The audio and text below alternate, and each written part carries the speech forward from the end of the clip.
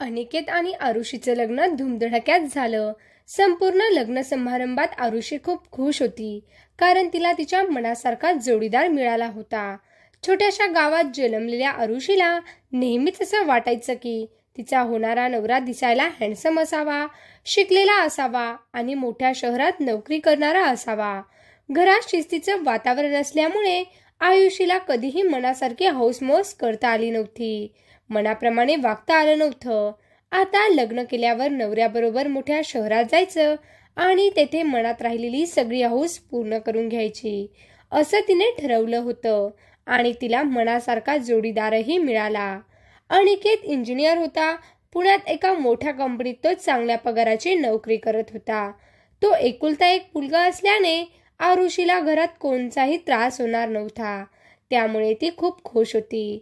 लग्न झाल्यानंतर अनिकेत आणि आरुषी त्यांच्या गावातील घरी आले. तेथे 8-10 दिवस राहिल्यानंतर सगळ्या पूजाविधी केल्यानंतर अनिकेतची सुट्टी संपली आणि तो आरुषीला घेऊन पुण्यात आला. परंतु पुण्यात अनिकेतच्या घरी पोहोचल्यानंतर मात्र आरुषीने पाहिलेली सगळी स्वप्न एखाद्या काचेचं भांडं फुटावं तशी फुटून गेली. कारण लग्नाआधी अनिकेतने आरुषीला सांगितलं होतं की तो पुण्यात मोठ्या पगाराची नोकरी करतो. पुण्यात त्याचा स्वतःचा फ्लॅट आहे. परंतु अनिकेत तर तिला एका छोट्याशा खोलीत घेऊन आला होता. आरुषी अनिकेतला विचारते, अनिकेत हे काय आहे? तू तर म्हणाला होतास पुण्यात मोठा फ्लॅट आहे, मोठ्या बिल्डिंगमध्ये 14व्या मजल्यावर तू राहतोस आणि तू मला या छोट्याशा चाळीतल्या खोलीत का घेऊन आलायस? अनिकेत दरवाजा बंद करून घेतो. त्याच्या चेहऱ्यावर अपराधीपणाची भावना असते. तो एक शब्दही बोलत नाही. आरुषीला कळतच नाही की हे सगळं काय चाललंय. आरुषी काहीतरी विचार करते आणि म्हणते, अनिकेत, ही सगळी चेष्टा आहे ना? तू माझ्याबरोबर प्रँक करतोयस ना? मी पाहिलंय सध्या नवीन नवरी बरोबर असा प्रँक करण्याचा ट्रेड सुरू आहे. ठीक आहे, तुझा प्लॅन यशस्वी झाला. मी घाबरले. चल, मला तुझ्या फ्लॅटवर घेऊन चल. या छोट्याशा खोलीत मला नाही राहायचं. माझी खूप स्वप्न आहेत, चांगल्या घराबद्दल, चांगल्या आयुष्याबद्दल. अनिकेतच्या डोळ्यात पाणी येतं आणि तो म्हणतो, Arushi, I'm really sorry. मला माफ कर, पण हा प्रँक नाहीये. हेच माझं घर आहे. आपल्याला इथेच राहावं लागेल. आरुषीच्या पायाखालची जमीनच सरकते. तिच्याही डोळ्यातून अश्रू वाहू लागतात. आरुषी खाली बसते आणि डोक्याला हात लावते. पुढील काही मिनिट हे दोघं एकमेकांशी काहीच बोलत नाही. अनिकेत आरुषीजवळ येतो. तिचा हात हातात घेऊ लागतो तर आरुषी त्याचा हात झटकते आणि म्हणते, का असं वागलास? का माझ्याशी खोटं बोलतोयस? का मला ती सोनेरी स्वप्न दाखवलीस आणि माझ्या स्वप्नांचा चुराडा केलास? अनिकेत म्हणतो, आरुषी, मी हे सगळं खोटं नाही बोललो. मी इंजिनियर आहे. मागील 2 वर्षांपासून खूप प्रयत्न करतोय. चांगली नोकरी भेटतच नाहीये. चांगला पगारही मिळत नाहीये. इतक्या मोठ्या शहरात घराच्या किमतीही खूप जास्त आहेत. त्यामुळे चांगलं घर घेणं नाही जमलं. मी ठरवलं होतं लग्न नाही झालं तरी चालेल, परंतु होणाऱ्या बायकोला सगळं खरं सांगायचं. परंतु जेव्हा आपला पाहण्याचा कार्यक्रम झाला तेव्हा तुला पाहता क्षणी मी तुझ्या प्रेमात पडलो. तरीही मी तुला ते सांगणार होतो, सगळी खरी खरी परिस्थिती. परंतु जेव्हा आपण दोघे एकमेकांशी बोलण्यासाठी आलो तेव्हा तू मला म्हणाले की तू इंजिनियर आहेस, चांगली नोकरी करतो, तर तुझा मोठा फ्लॅट असेल ना, आपण खूप धमाल करू. तेव्हा तुझ्या त्या सोनेरी स्वप्नात मी सुद्धा रंगून गेलो. तुला खरं सांगण्याची माझी हिंमतच झाली नाही. तुझ्या प्रेमात पडलो होतो मी. तुला गमावण्याची माझ्यात हिंमत नव्हती. आरुषी खूप चिडते आणि म्हणते, तेव्हा जरी तू मला गमावलं नसलं तरी आता तू मला नक्कीच गमावणार आहेस. मी तुझ्याबरोबर नाही राहू शकत. तू माझा विश्वासघात केलाय. मी चालले माझ्या माहेरी. असं म्हणून आरुषी लगेचच तिच्या बाबांना फोन करते आणि त्यांना झालेला सगळा प्रकार सांगते. आरुषीच्या बाबांनाही मोठा धक्काच बसतो, परंतु ते स्वतःला सावरतात आणि म्हणतात, बेटा, मला तुझा राग समजतोय. अनिकेत जे काही वागला ते एकदम चुकीचं आहे, परंतु लग्न मोडण्यासारखं हे कारण नाहीये. अनिकेत खूप हुशार आणि कर्तबगार मुलगा आहे. आता परिस्थिती त्याला साथ देत नाहीये, परंतु तो त्याच्या मेहनतीने नक्कीच एक दिवस यश मिळवून दाखवेल आणि तुझी स्वप्न सगळी पूर्ण करेल.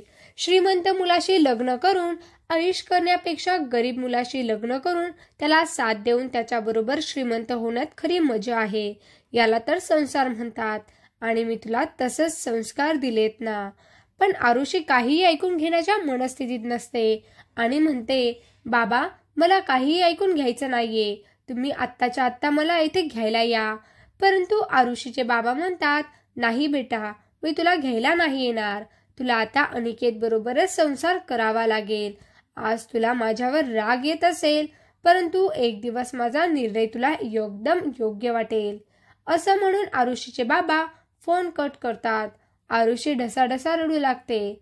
अनिकेतची तिला काही बोलण्याची हिंमत होत नाही. रडता रडता आरुषी झोपून जाते. परंतु अनिकेत तिच्याकडे एकटक पाहत रात्रभर जागाच असतो. सकाळी आरुषीचा डोळा उघडतो तर अनिकेत ऑफिसला जाण्यासाठी तयार झालेला असतो. आरुषी त्याच्याकडे रागारागाने पाहत असते. अनिकेत तिच्या जवळ येतो आणि म्हणतो, आरुषी मला माहितीये मी खूप मोठा गुन्हा केलाय, पण मी तुला वचन देतो, एक दिवस मी तुला दाखवलेली सगळी स्वप्न पूर्ण करणार. फक्त तू मला सोडून जाऊ नकोस, मला साथ दे. आरुषी काहीच बोलत नाही. अनिकेत म्हणतो, मी ऑफिसला जातोय, संध्याकाळी परत येईल, तू मला साथ देशील अशी अपेक्षा ठेवतोय. असं म्हणून अनिकेत निघून जातो. आरुषीला काय करावं हे समजतच नसतं. दुपारी अचानक तिच्या मैत्रिणीचा फोन येतो आणि ती विचारते, मग काय कशी झाली तुमची मधुचंद्राची रात्र. आरुषी रडू लागते आणि मैत्रिणीला झालेला सगळा प्रकार सांगते. आरुषीच्या मैत्रिणीलाही वाईट वाटतं आणि ती म्हणते, आरुषी जाऊ दे, जे झालं ते सोडून दे. तुला कोणी साथ देत नाहीये म्हणून दुःखी राहण्यापेक्षा तू एखादा जॉब कर, तेवढंच घराला हातभार लागेल आणि तुझं मनही रमेल. माझ्या कंपनीत आहे एक जॉब, करशील का. आरुषीला ही आयडिया पटते आणि ती जॉब करण्यासाठी तयार होते. संध्याकाळी अनिकेत घरी येतो. आरुषी त्याला याबद्दल सांगते. अनिकेत म्हणतो, ठीक आहे, तुझं मन रमत असेल तर तू कर जॉब, पण मला सोडून जाण्याचा विचार करू नको, माझ्यावर विश्वास ठेव. आरुषी हो म्हणते. पुढील काही दिवसात आरुषी हा नवीन जॉब जॉईन करते. आरुषीला जॉब हवाहवासा वाटू लागतो. एकतर तिच्या गावातील वातावरणापेक्षा येथे ऑफिसमधील वातावरण खूपच फ्री आणि फ्रेंडली असतं. त्याचबरोबर तिच्या हातात पैसाही येऊ लागतो, त्यामुळे ती तिची मनासारखी हौस करू लागते. परंतु अनिकेतबद्दल तिच्या मनात अजूनही राग असतो, त्यामुळे या दोघांच्या संसाराला सुरुवात झालेली नसते. अनिकेत मात्र तिचं मन जिंकण्याचा पूर्ण प्रयत्न करत असतो. इकडे आरुषी दिसायला खूप सुंदर असते, त्यामुळे तिच्या ऑफिसमधील अनेक जण तिच्यावर लाईन मारण्याचाही प्रयत्न करतात. त्यातच तिच्या ज्या मैत्रिणीने तिला या कंपनीत जॉब मिळवून दिला होता, तिने तिच्याबद्दलची सगळी कहाणी ऑफिसमध्ये सांगितलेली असते. आरुषी तिच्या नवऱ्यावर रागवलेली आहे, दुःखी आहे, त्यामुळे अनेकांनाही चांगली संधी दिसते आणि ते तिच्यावर चान्स मारतात. आरुषीच्या कंपनीतील मॅनेजर आधीपासूनच कंपनीत नवीन नवीन येणाऱ्या मुलीवर डोळा ठेवून असतात आणि आरुषी चांगलंच टार्गेट होऊ शकते हे त्यांच्या लक्षात येतं. आरुषीची स्वप्न तिचा नवरा पूर्ण करू शकला नाही, ती आपण पूर्ण करायची आणि मग आरुषीचा फायदा उचलायचा तो ठरवतो. पुढील काही दिवस आरुषीचा मॅनेजर तिच्याशी खूप गोडगोड बोलतो, तिच्याशी मैत्री करतो आणि मग त्यानंतर मैत्रीच्या बहाण्याने तिला डिनरला नेणं, तिला नवीन नवीन गिफ्ट देणं हे सुरू करतो. त्यामुळे आरुषी खूप खुश होते. आधी गिफ्टला नकार देणारी आरुषी मात्र आपला नवरा आपल्या अपेक्षा पूर्ण करू शकत नाहीये, त्यामुळे हे गिफ्ट घ्यायला तयार होते. आरुषी आणि तिचा मॅनेजर या दोघांच्या गाठीभेटी वाढू लागतात. आरुषीलाही हळूहळू मॅनेजरबद्दल आकर्षण वाटू लागतं आणि मॅनेजरला हेच हवं असतं. एक दिवस हे दोघे डिनरसाठी बाहेर आलेले असतात. तेव्हा मॅनेजर आरुषीला म्हणतो, आरुषी, माझं तुझ्यावर खूप प्रेम आहे, आय लव्ह यू. हे ऐकून आरुषी म्हणते, परंतु सर, माझं लग्न झालंय. मॅनेजर म्हणतो, मला माहिती आहे तुला लग्न झालंय, पण तू लग्नातून खुश नाहीयेस. आपण दोघे एकमेकांबरोबर खूप एन्जॉय करू शकतो. ते सुख तुझा नवरा तुला देत नाहीये, ते सुख मी तुला देईन. आरुषीला मॅनेजरची ही गोष्ट पटते. मॅनेजर म्हणतो, जास्त विचार करू नकोस, आजची रात्र तू माझ्याबरोबर चल. आरुषी म्हणते, पण मी माझ्या नवऱ्याला काय उत्तर देऊ? मॅनेजर तिला सांगतो, त्याला सांग की तुझ्या मैत्रिणीची तब्येत बरोबर नाहीये, तू हॉस्पिटलमध्ये थांबणार आहेस आजच्या दिवस. आरुषी लगेचच अनिकेतला फोन करून याबद्दल सांगते. अनिकेतचा तिच्यावर पूर्ण विश्वास असतो, त्यामुळे त्याला कोणतीही शंका येत नाही. त्यानंतर हा मॅनेजर आरुषीला त्याच्या घरी घेऊन जातो.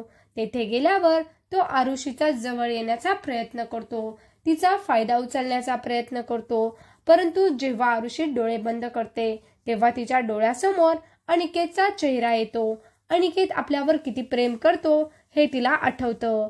अनिकेतचा आपल्यावर किती विश्वास आहे, त्याने आपल्याला एकही प्रश्न विचारला नाही हे तिला आठवतं. आपण त्याच्याशी चुकीचं वागतोय हे तिला समजतं आणि ती मॅनेजरला दूर लोटते. मॅनेजर विचारतो, काय झालं आरुषी? तर आरुषी म्हणते, सॉरी सर, मी तुमचे सगळे गिफ्ट परत देऊन टाकेल, मला तुम्ही काहीही देऊ नका, परंतु मी माझ्या नवऱ्याचा विश्वासघात नाही करू शकत, त्याचं माझ्यावर खूप प्रेम आहे, असं म्हणून आरुषी तेथून पळून जाते. आरुषी घरी पोहोचते. अनिकेत विचारतो, काय झालं? तू तर तुझ्या मैत्रिणीबरोबर हॉस्पिटलमध्ये थांबणार होतीस ना? आरुषी काहीच बोलत नाही आणि अनिकेतला घट्ट मिठी मारते. अनिकेत विचारतो, काय झालं? तुझी मैत्रीण बरी तर आहे ना? आरुषी म्हणते, मला काही नको विचारू, आजपर्यंत मी तुझ्याशी खूप वाईट वागले ना, मला माफ कर. अनिकेत, तू माझ्याशी खोटं बोलला, मला खोटी स्वप्न दाखवली म्हणून मी तुझा रागराग केला, पण आता मी तसं नाही करणार. आपण दोघे मिळून आपलं जग तयार करूया, आपली सगळी स्वप्न पूर्ण करूयात. त्याच दिवशी अनिकेत आणि आरुषी त्यांच्या नवीन संसाराला सुरुवात करतात आणि मग दोघे मिळून मेहनत करतात आणि चांगली स्वप्न पूर्ण करतात. आवडली का कथा? नक्कीच कमेंट बॉक्समध्ये कमेंट करून सांगा आणि अशाच नवीन नवीन कथांसाठी व्हिडिओला लाईक करा, शेअर करा आणि चॅनलला सबस्क्राईब करायला विसरू नका. धन्यवाद.